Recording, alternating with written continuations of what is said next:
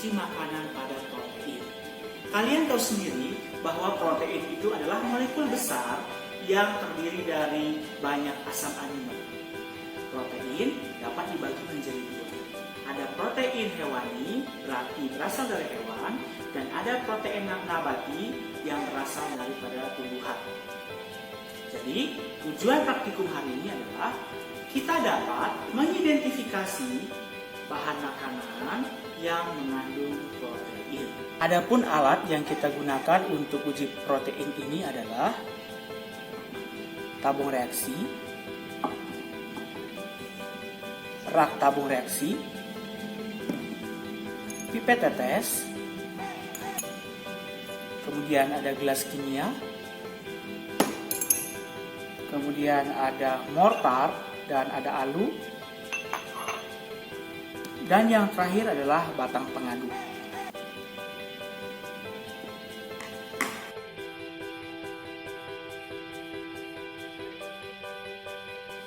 Adapun bahan-bahan yang kita gunakan adalah roti, daging ayam, udang, kentang, kemudian susu cair, kemudian putih telur dan kuning telur, pisang, tempe, dan yang terakhir adalah tahu.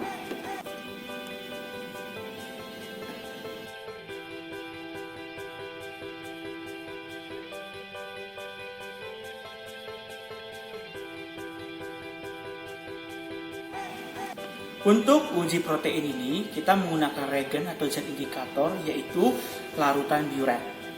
Kalian bisa perhatikan, ini adalah larutan biuret. Dan nanti, ketika larutan biuret ini kita teteskan ke bahan makanan dan berubah warna menjadi ungu, maka makanan tersebut mengandung protein. Sekarang kita akan melakukan cara kerja untuk uji protein. Bahan makanan yang telah tadi kita siapkan, kita perhatikan dulu bahan makanan mana saja yang berbentuk padat.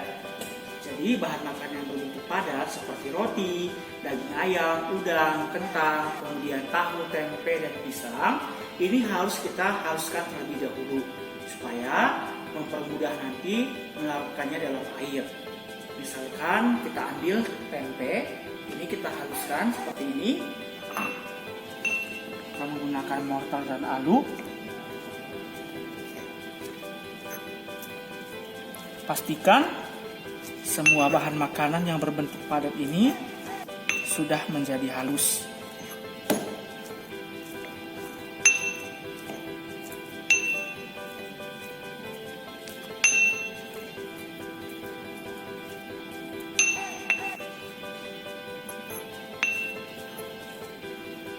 Oke, seperti ini makanannya sudah halus. Tempe yang sudah halus tadi, kita beri sedikit air, seperti ini, sedikit saja.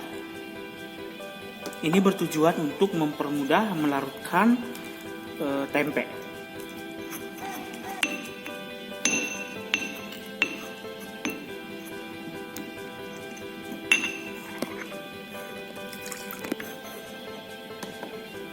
Hasilnya seperti ini. Kemudian kita masukkan ke dalam gelas kimia yang sebelumnya sudah kita beri dengan label nama.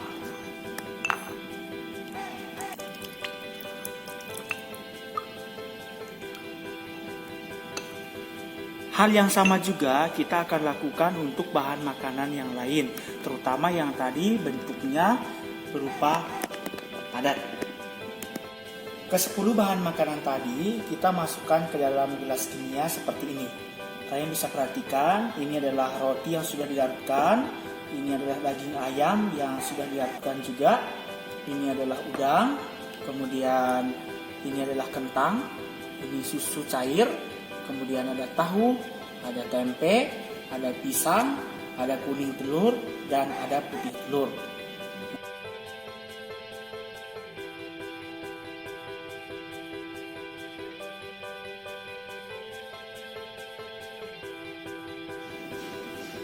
Masing-masing bahan makanan ini kita akan masukkan ke dalam tabung reaksi yang sudah kita beri label sebelumnya. Misalkan ini adalah ayam, ya, maka kita akan ambil masing-masing bahan makanan sebanyak 2 ml. Ini contohnya, kita ambil ayam.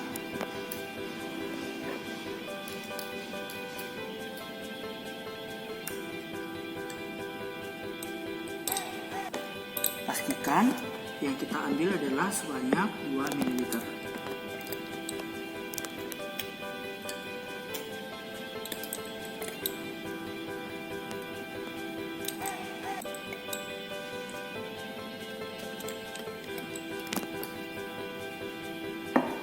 Ini yang daging ayam sudah ada 2 ml. Kemudian kita masukkan ke dalam tabung reaksi seperti ini. Kemudian kita masukkan lagi ke dalam rak tabung reaksi. Pastikan ketika gelas ukur ini sudah kita pakai, maka ini kita cuci terlebih dahulu sebelum kita lakukan lagi pengukuran untuk bahan makanan yang lain. Hal ini kita akan lakukan untuk ke-10 bahan makanan ini. Ke-10 bahan makanan tadi sudah kita masukkan ke dalam tabung reaksi seperti ini. Maka tugas kalian adalah kalian harus mengamati warna dasar dari masing-masing bahan makanan ini sebelum kita tetesi dengan larutan diuret. Sekarang bisa terlihat lagi, ini adalah roti, kemudian ini adalah ayam, kemudian ini adalah udang, ini kentang, ini susu, ini putih telur, ini kuning telur, ini tempe, kemudian ini adalah pisang, dan ini adalah tahu.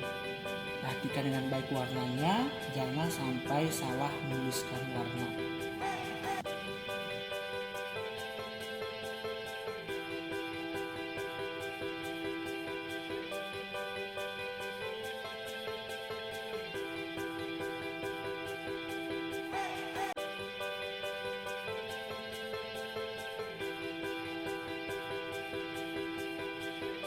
Sekarang masing-masing tabung reaksi kita tetesi dengan larutan diuret, ya, sebanyak 20 tetes. Ini kita mulai dari roti, ini 2, 3, 4, 5, 6, 7, 8, 9, 10, 11, 12, 13, 14, 15, 16, 17, 18, 19, 20. Hal yang sama juga kita akan lakukan untuk ke-10 bahan makanan ini. Kemudian jangan lupa, setelah bahan makanan ini kalian teteskan dengan larutan diuret, maka kita kocok secara pelan-pelan seperti ini. Pastikan tidak tumpah. Ini bertujuan supaya larutan makanan dengan larutan diuret ini bisa bercampur. Ini adalah hasil akhir dari biji protein yang sudah kita lakukan. Ini adalah bahan makanan yang sudah kita tetesi dengan larutan diuret. Kalian bisa perhatikan perubahan warna dari masing-masing bahan makanan ini. Kemudian datanya kalian catat di tabel pengamatan di LKS yang sudah disiapkan.